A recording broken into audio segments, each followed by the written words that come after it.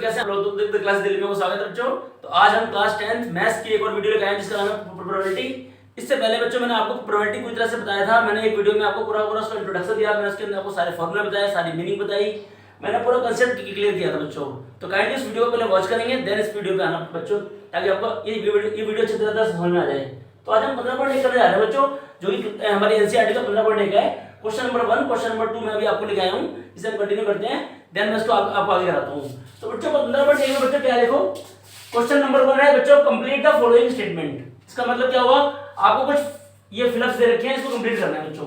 तो देखो बच्चों क्या है पहला क्वेश्चन, तो probability of an event E plus probability of event not E is equal to क्या होता है बच्चों। मैंने आपको एक बात नहीं बताई, मैंने आपको लास्ट क्लास में मैं आपको एक बात बता देता हूं अभी, PE प्लस में P not E,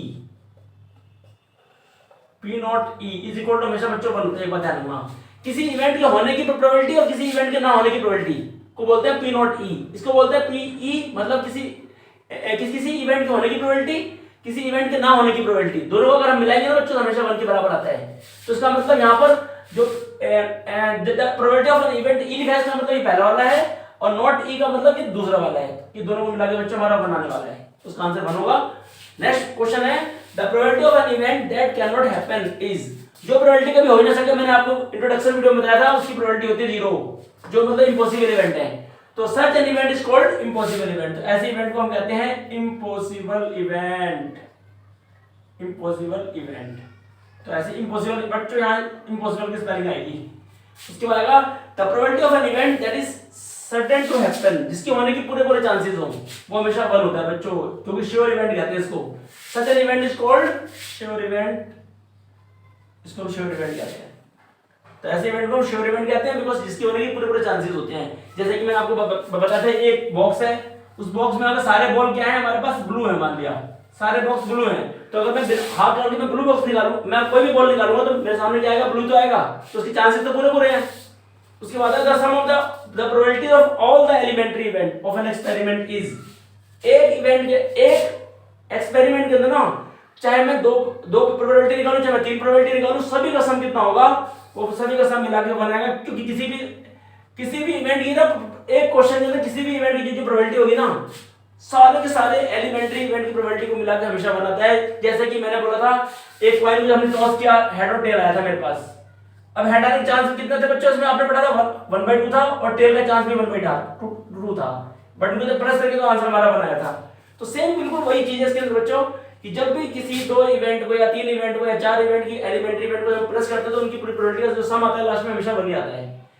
last question का fifth part, the probability of an event is greater than equal to 0 and less than equal to 1। इसका मैंने आपको लास्ट वीडियो में बताया था बच्चों, कि probability of an event is greater than equal to 0 and less than equal to 1। मैंने आपको इस फॉर्म में लिखाया था, इसी को ब्लैंक के फॉर्म में इसमें आपको दिया गया है बच्चों। सेम यही चीज आपको ब्लैंक के फॉर्म में दे रखा है, कि किसी भी इवेंट की जो प्रोबेबिलिटी होती है वो किससे बड़ी होती है, 0 से बड़ी होती है या फिर इक्वल टू होती है। ऊपर वाले को बोलते हैं ग्रेटर देन, नीचे वाले को इक्वल टू। तो probability of an event is greater than equal to 0, less than equal to 1, 1 से कम या 1 के बराबर। तो ये हमारा सारे फिलअप्स हो गए कंप्लीट। अब आते हैं क्वेश्चन नंबर 2। क्वेश्चन नंबर 2 क्या है बच्चों, which of the following experiment have equally likely outcome, explain. इसका मतलब क्या होता है, कि इनमें से कौन से ऐसे इवेंट है जिसके आने के बराबर चांस होते हैं। इक्वली लाइकली का मतलब होता है इक्वल चांस होना, उसको आपको एक्सप्लेन करना है, ओनली आंसर नहीं करना यस और नो में, आपको एक्सप्लेन भी करना है इसका रीजन क्या है। तो पहला क्वेश्चन है, a driver attempts to start a car, the car starts और डज नॉट स्टार्ट। मतलब एक ड्राइवर कार को स्टार्ट करने की कोशिश करता है, वो कार स्टार्ट होती है या नहीं होती है, इसके चांस क्या है। तो बच्चों एक बार जाहिर सी बात है, इसके अंदर बहुत सारी बातें होंगी, इसके अंदर आपके दिमाग में बात आएगी, इसका मतलब क्या हुआ भाई, कार स्टार्ट हो भी सकती है, नहीं हो सकती है।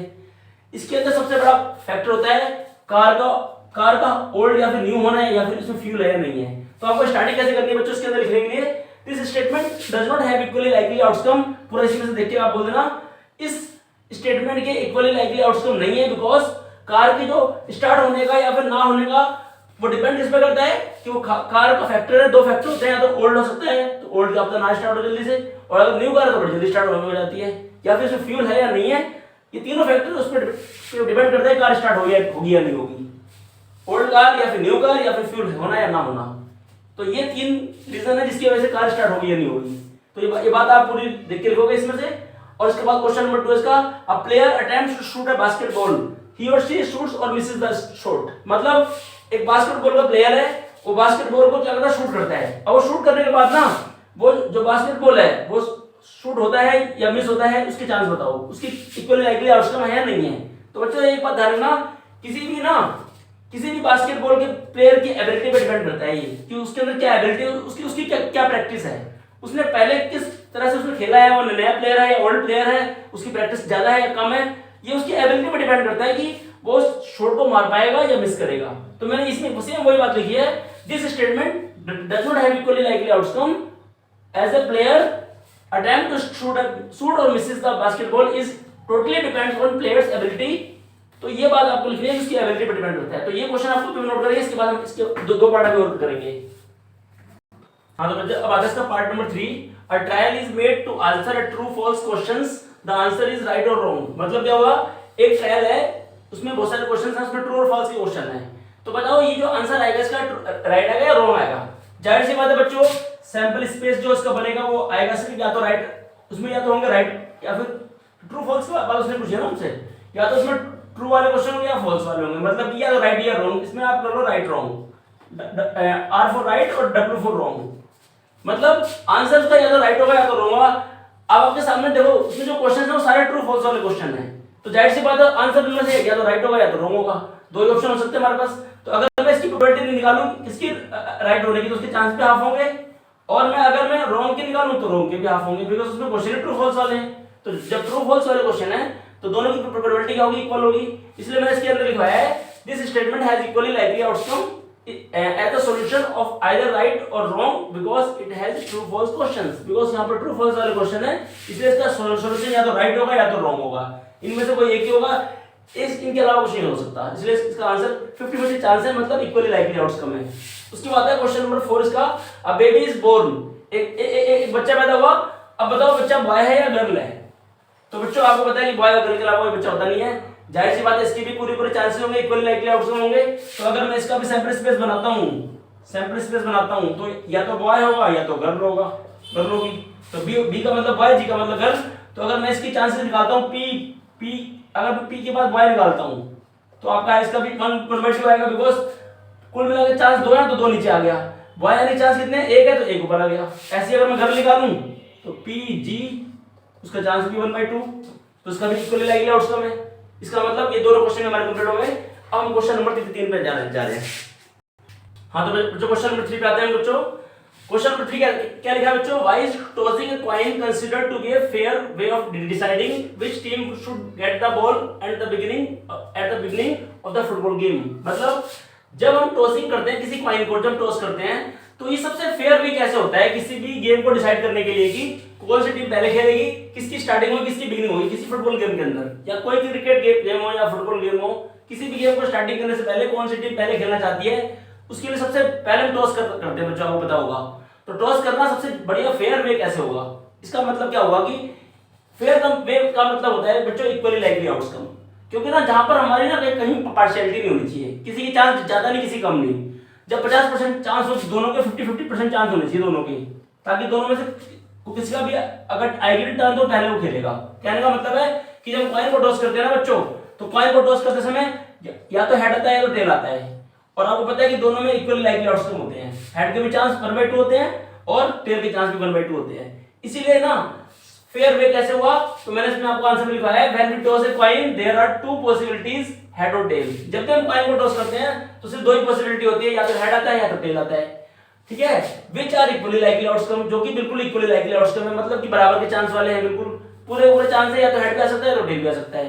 तो इसका मतलब therefore the tossing is unpredictable. Unpredictable का मतलब होता है पहले से हम इसके बारे में पता नहीं लगा सकते कि हेड आएगा या टेल आएगा, इसीलिए इसकी सबसे फेयर वे है ट्वाइस कॉइन को टॉस करना कि कौन सी टीम पहले खेलेगी। बड़ा आसान आंसर है बच्चों, आराम से कर लोगे आप। अब आता है question number 4, which of the following can not be the probability of an event.